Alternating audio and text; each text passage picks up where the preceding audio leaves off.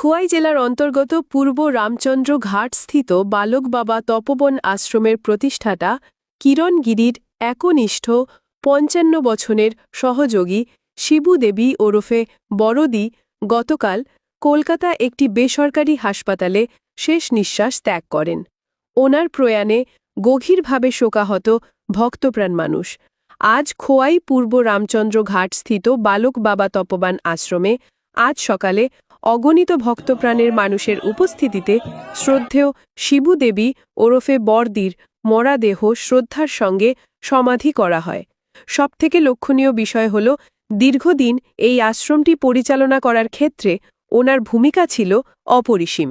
প্রচুর সংখ্যক ভক্তপ্রাণ মানুষ আজ সকাল থেকে উপস্থিত ছিল আশ্রম প্রাঙ্গণে ওনাকে শেষ দর্শন এবং শেষ শ্রদ্ধা জানাতে।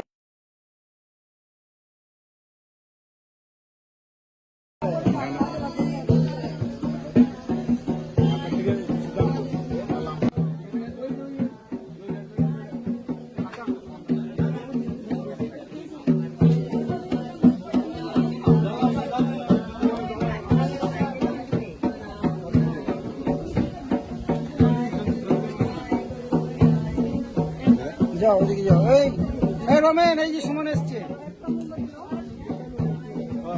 মোমবাতি হেন আছে তো, মোমবাতি হেন আছে তো।